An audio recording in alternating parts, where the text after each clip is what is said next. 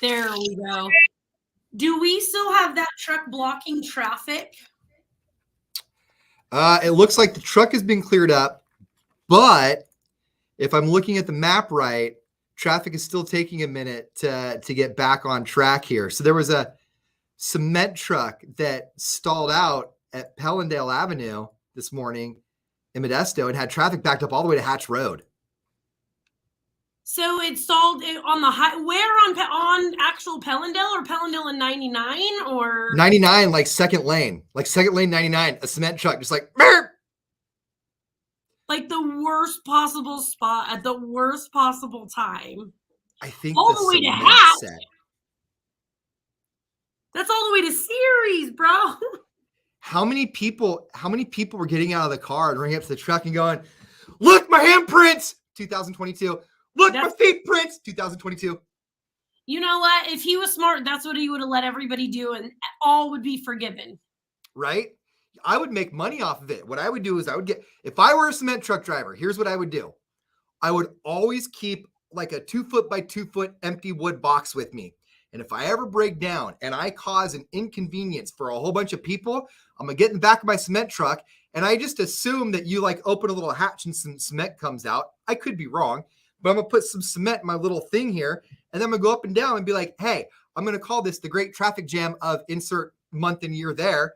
And for $5, you can put your handprints in there and commemorate this. And then make sure you tag me, Great Traffic Jam 2022. I'm sure that'll all work. That sounds like a unstoppable plan. Yeah. Copyright and trademark May 25, 2022. That's my idea. Nobody take it. You trademarked it. Yeah. Somebody's going to steal it. Cement trucks, they're the ones that spin, though. You have to put the powder in there and then the water, and then they stay spinning the whole time so that the cement stays wet. So that it's just not cement ready in traffic. I would have to spin it first. It's not like you have a lunchbox full of cement that you could just be like, hey, let's have a cement party. That's how I figured that worked. I guess I was wrong. Maybe I'll get a tablet of paper and a pen instead. Oh, so the truck is gone, but the traffic is still slow. Yeah, traffic was really light northbound 99 just after Ripon this morning because traffic couldn't get through. So like that 120 in that area stayed pretty decent, but now it's all starting to catch back up again. It's speeding up though. It's not. Go ahead. I was going to say, it's not the boss can't make it in type level traffic. It's just inconvenient. Your son's birthday is today. Yeah. Do you have him this week? Mm-hmm. What are you going to do? I've been so busy lately. If I'm being honest, dad of the year here, I've had so much going on these last 3 weeks that like I am scrambling today to put something together. I started something last night. I've got some ideas and some plans. It's going to be okay. It's just one of those things. Like I've got it all planned out. I've just had so much going on at home and other things that like this one, it snuck up on me like, oh my God, his birthday's tomorrow. Are your kids still in school this week? Yeah, till June. So next week's their last week. June 8th, I think. Okay, my kid's last day was yesterday. Well, it's today, but Gabby, Joe's oldest daughter, is graduating 8th grade. I can't believe how fast time goes by. Yeah. So they missed the last day of school, which my son is pretty upset about missing the last day because the last day is the best day. The last day. Okay. The last day of school comes with a comically large bag of popcorn from Costco. Usually stands about yay high. A PG, or if your teacher's badass, a PG-13 movie. Lots of fruit punch, lots of Diet 7-Up, lots of root beer. See, I don't put that on the teachers if they show PG or PG-13. I put it on the narc students that go home and tell their parents that they watched a PG-13 and get in trouble. Did you ever have a movie shut down in school? And be like, man, huh? Did you ever have a movie shut down in school? Like you're watching a movie and somebody came in and said, you guys can't watch this in class? No. We did. Which one? Ace Ventura, Pet Detective. My So fresh what, you guys got like halfway through the movie and then a kid told their parents and then the parents called and said you guys couldn't watch it anymore? No, there's a scene in the movie where the owner of the Dolphins keeps going, gosh darn, but God, you know what? So he keeps throwing out damn out there, but with the God in front of it. I'm trying to be respectful. But he goes on a string of like 4 or 5 of them in a row while he's trying to figure out where the dolphin went. And the vice principal, this was summer school too. I had to do a lot of summer school. The vice president or the vice principal was walking by the portable that we were in as he was going on that tirade. And I remember Miss Davis poked her head in. Mr. Tooker, what are you showing these children? Turn it off right now. So he got in trouble? None of us knew whether or not the dolphin made it back.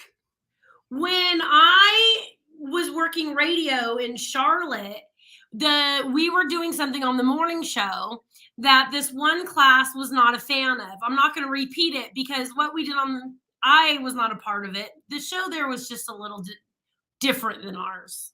Okay. So they were making a comment that was inappropriate. And whoever this homeroom high school teacher was allowed his class to call our show and be like, what you're saying is inappropriate and borderline racist, right? And the co-host on the show starts arguing with this kid about why he's not racist and try to tell me how I am and why you're saying what you're saying. And in the middle of the conversation, click, click, because somebody in the school heard us on the air, run in the classroom and made those kids hang up their phone. Aww. The kid was right too. And I'm just sitting there like the only girl from California in here with other views than everybody else in this studio. What do I say? Right. The only I come from an area now is the 17-year-old kid on the phone. Have you ever argued with a radio DJ when you weren't in radio? Yes, for the station you worked for before quitting and coming over here. Okay. He called women, your overnight guy, could have been you. Called women broads on the air, and I got pissed off. And I called and I go, did you just refer to females as broads? He's all, yeah, my bad. Like, as soon as I called, he was like, as soon as it came out of my mouth, I knew it was wrong. So whoever it was. Was this before you worked there? Yes. How long before you worked there? Very recent. So it could have been you. Very possible. It could have totally been you. It was when I started radio. So I grew up in a very traditional old school household. And so it took a minute. I used to do gymnastics when I was a kid, right? And I remember one time when we got to where we were at, the woman that was running the place, she's doing lessons. And I was like 5 or 6 lessons in. I think I was like maybe 8 or 9. But I looked at her and said, why are you working? Why aren't you home? And what'd she say? And she answered with well, because some women work. This was 1986, I think. And my mom, I think, was sitting there. And I don't think she was even mortified. I think she was just more like, that's a good question. You know, and I grew up in a very traditional old school household. So if it was me way back in the day, that was like, you broads, there's a really good chance that was me. That's when you're drinking days still too.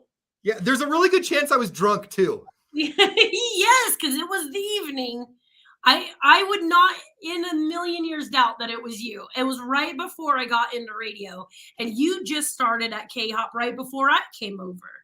Because when I left overnights, when I left there, a woman replaced me. I was the only guy that did overnights there, even on the weekends. I was the only male voice on the overnights. Man, and it was at night. And it was a live local jock because they answered the phone. I called you broads. Dude, and I was pissed. And you know what?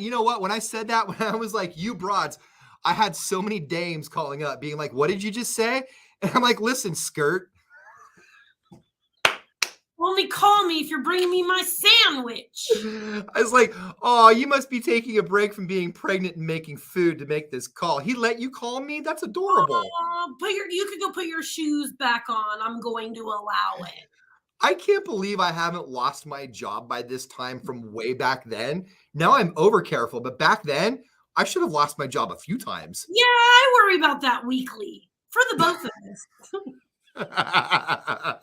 All right, you guys, we have Lollapalooza on the air. Am I speaking? Do we still have Wazmataz, or was this morning the last one? Hold on. Lollapalooza. Blogger Ashley was not feeling well yesterday, but she's probably going to be in after 10 today for more chances to win. We have your sweet deal for wine and food. 2 tickets for the price of 1 at khop.com. Starts Friday morning. See all these right here? All forms to fill out so you can get a Wazmataz e-ticket. Wazmataz. All right, you guys, we're going to jump back on the air. Bye. Bye, guys.